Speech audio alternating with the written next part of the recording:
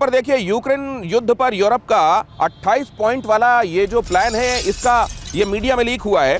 Trump के 28 point वाले piece plan के जवाब में ईयू का जो प्लान आया है, उसकी जो मुख्य बातें हैं आपके सामने रखते हैं। प्रस्ताव में यूक्रेन को अमेरिका से सुरक्षा गारंटी तो मांगी गई है, सुरक्षा गारंटी देने के बारे में अमेरिका ने कहा भी था, लेकिन जिन शर्तों पर कहा था उसमें सीधे सीधे यू टर्न ले लिया गया है।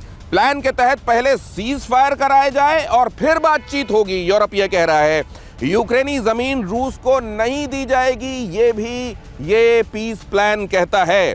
तो खबर क्या है, बहुत जल्दी से ये देख लीजिए। ट्रंप के 28 पॉइंट पीस प्लान के जवाब में यूरोप का 28 पॉइंट काउंटर प्लान सामने आया है। यूरोप ने कहा है यूक्रेन के नेटो में शामिल होने पर कोई रोक नहीं है। यूरोप के प्लान में यूक्रेन अपनी 1 इंच जमीन भी नहीं देगा, ये बात भी कही जा रही है। अमेरिका ने स्वीकार किया है ये काउंटर प्लान। रूस ने कहा है कि अमेरिका से तो हमारी पीस प्लान पर, इस तरह के पीस प्लान पर कोई चर्चा ही नहीं हुई है। तो अगर UEN Jaipur is a perfect target for prospective students aspiring for good jobs, good education with future-ready skills.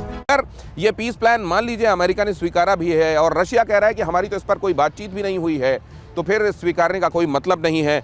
आगे ये कन्फ्रंटेशन कहां तक जा रहा है, ये बात कंसीडर करते हुए जो जनरल कुलकर्णी ने कही कि नेटो में और यूरोपियन यूनियन में दो बातें, एक तो यूरोपियन यूनियन में वैसी एकजुटता का अभाव और नेटो में रशिया से टेक ऑन करने की क्षमताओं का, जिसको रियल कैपेबिलिटीज कहते हैं, उसका अभाव, ये बताता है कि ये जुबानी जमा खर्च तो हो रही है, लेकिन 27 तारीख ज़ेलेंस्की के हिसाब से, यूक्रेन के हिसाब से अगर बहुत अहम होने वाली है।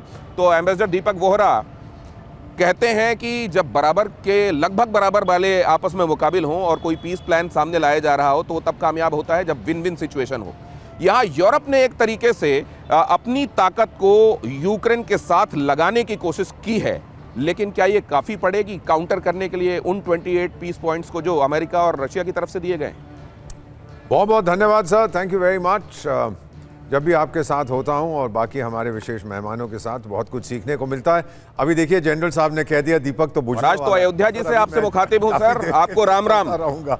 वो मुझे बुझाने का आइडिया था जनरल साहब का, बट एनीवे बहुत अच्छा लगा सर। जहां से मैं अभी आ रहा हूं वहां पे नहीं दीपक जलेगा सर, यहाँ तो अयोध्या जी में भी अभी अभी दीपक जले हैं। ये और यहाँ सब प्रार्थना कर रहे हैं कि दीपक हमेशा जलते रहें और दुनिया में रोशनी फैलाते रहें। सर मैं जहाँ से अभी आ रहा हूँ वहाँ कई रशियन फ्रेंड्स थे, तो उनसे बातचीत हुई। सीधी बात उन्होंने कहा, सर जिस शब्द का प्रयोग किया था यूरोपियन यूनियन की जो मैडम बहुत शोर मचाती है, मैं उसका अनुवाद तो नहीं करूँगा, कहूँगा well the word in Russian is सुचका, इसका मतलब होता है फीमेल कैनाइन। अब आगे आपकी मर्जी है, आप जो उसका समझना चाहें समझ लीजिएगा, I won't use the word. तो वो कह रहे हैं कि सीधी बात यह है यूरोप में दम नहीं है, रूस बड़ा खुश है कि वो अपने पैसे बर्बाद कर रहे हैं आर्मामेंट्स बनाने में, ये बनाने में, वो बनाने में, क्योंकि यूरोप के लोगों को ऐशो आराम की जिंदगी चाहिए। हालत वहाँ बड़ी ख़राब है। रूस को जो सैक्रिफाइस करने की एबिलिटी है रशियंस की, और ये बड़ा सोच समझ के मैं कह रहा हूँ सर, दूसरे विश्व युद्ध में अगर किसी ने जीता है वो तो सोवियत संघ ने जीता है। ये यूरोपियंस भाग गए थे, फ्रांस तो हार गया था, बेल्जियम पिट गया था, एटसेट्रा, जर्मनी सबको ठोक रहा था। So it is the Soviets, the Russians, जिनके और कई उनके मिलियन लोग मरे थे, who have the ability to sacrifice, तो वो कभी नहीं मानेंगे। और फिर फाइनली सर जो डोनाल्ड ट्रंप ने शर्म एल शेख में कहा था जब वो गाजा पीस प्लान को साइन किया था, बोला I am the only one who matters, ये जो बाकी यहाँ पे आए ये सब चपरासी लोग हैं, सिर्फ मैं हूँ, मैं हूँ। He is absolutely right. America Europe के बिना दौड़ेगा, यूरोप अमेरिका के बिना ठप हो जाएगा। और आप इसकी देखिए आयरनी को सर, अगर आप यूनाइटेड स्टेट्स को निकाल देते हैं तो पूरे यूरोप में 65 करोड़ शायद उसकी आबादी है। 65 करोड़ यूरोपियन 34 करोड़ अमेरिकन के सामने हाथ जोड़ते हैं कि हमको 15 करोड़ रूसियों से बचाओ। ये मजाक है कोई सर?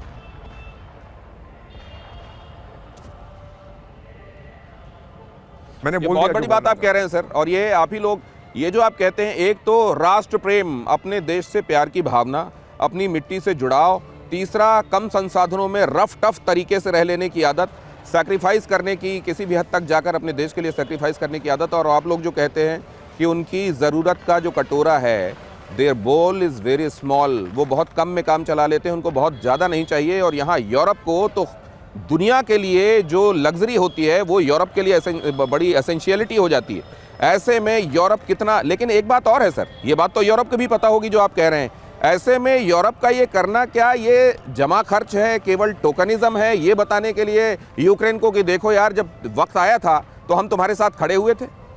यूरोप की छवि जो बन चुकी है दूसरे विश्व युद्ध के बाद, वो अमेरिका का चमचा है। हम लोग ऐश करेंगे, यूरोप कहता है, और अगर कभी जंग हुआ तो वॉशिंगटन को फोन करेंगे, भाई टाइगर आके हमें बचा लो। अब वो ट्रंप करने को तैयार नहीं है, मतलब अपना जंग खुद लड़ो।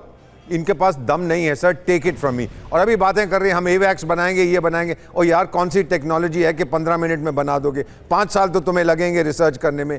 और रूस को कोई फर्क नहीं पड़ता, वॉर इकोनॉमी है, उनकी आर्थिक व्यवस्था चलती जा रही है, बढ़ती जा रही है।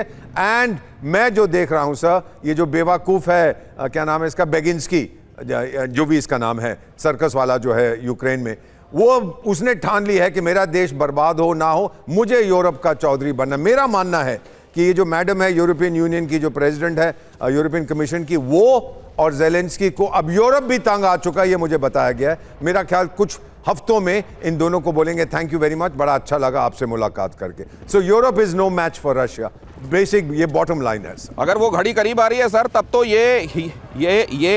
ये ज़ेलेंस्की के लिए फिर तो सीधे सीधे वो 28 पॉइंट स्वीकारने के अलावा 27 तारीख तक, मुझे लगता है ये पूरी विवेचना उनके दिमाग में भी ये चर्निंग चल रही होगी, और आखिरकार वो 27 को फिर हाँ बोलने वाले हैं इस पीस प्लान के लिए।